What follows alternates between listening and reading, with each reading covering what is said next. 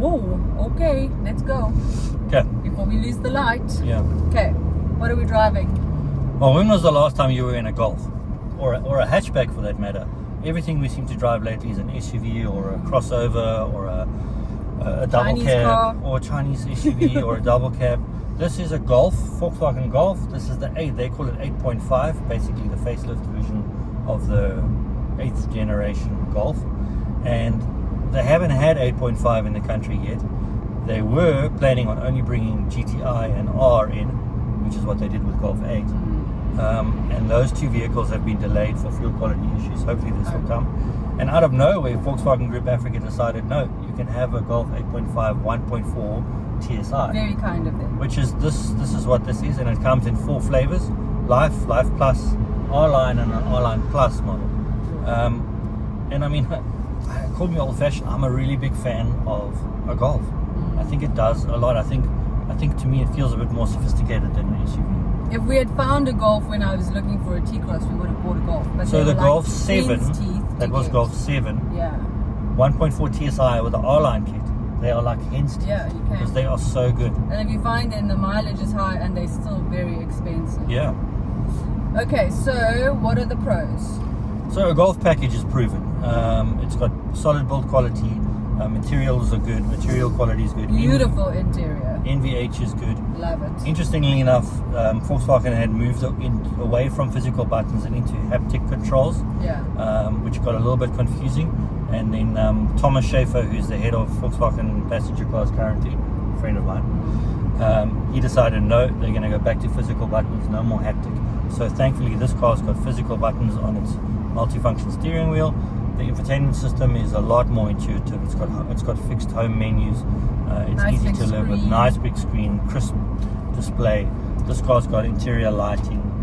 It's really good. And then another pro I must mention: the 1.4 TSI engine is proven. Yeah. You know what you're going to get. I think it's a good performance. 110 kilowatts is all you need. Front wheel drive, dual clutch transmission. Good space in the back. Spacious car, comfortable. Yeah, Good there's a reach. lot of pros. Yeah. And what are the cons?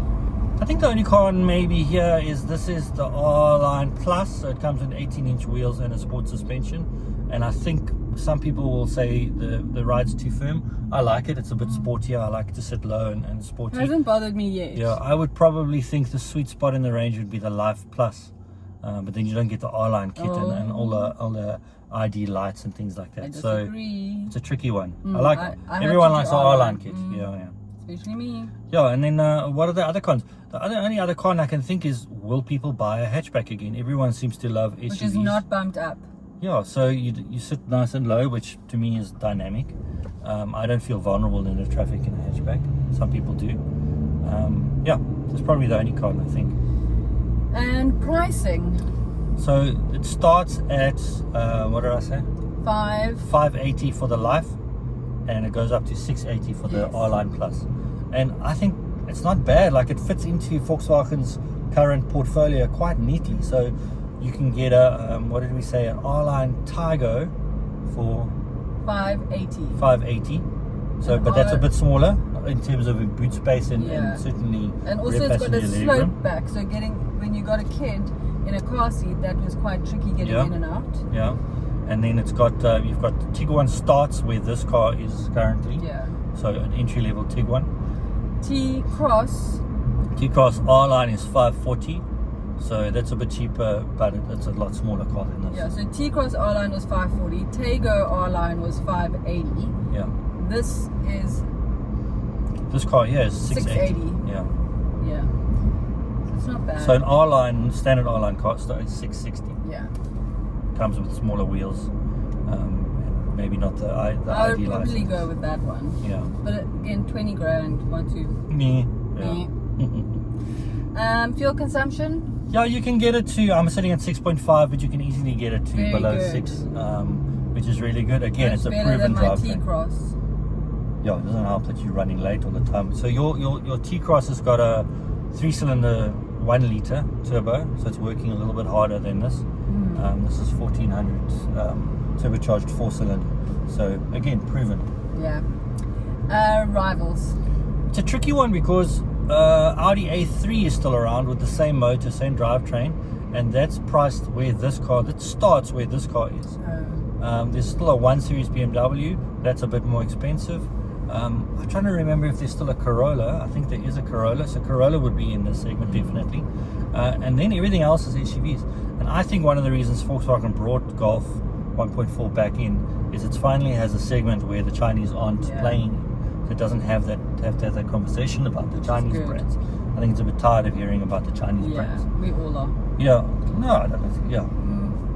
So yeah, there's a lot to like about this car. It's whether or not people still resonate with the hatchback. For me, I really like it. I would buy this over a Tiguan if they were similar money. Oh. Yeah. That answers your last question. Would you buy one? Yeah. I knew you would say that. You always wanted a Golf. I really like it. I wouldn't be surprised if I came home to a Golf. no T-Cross Upgrade you to a Golf. and a Golf. Yeah. It would be the life though. Just pump your seat up. That's about as much extra ride height. We are as your not going to T-Cross has have got. this argument. Yeah. My T-Cross is raised. This Yeah. is not. Erased by not much. Okay. Thank you. Thank you.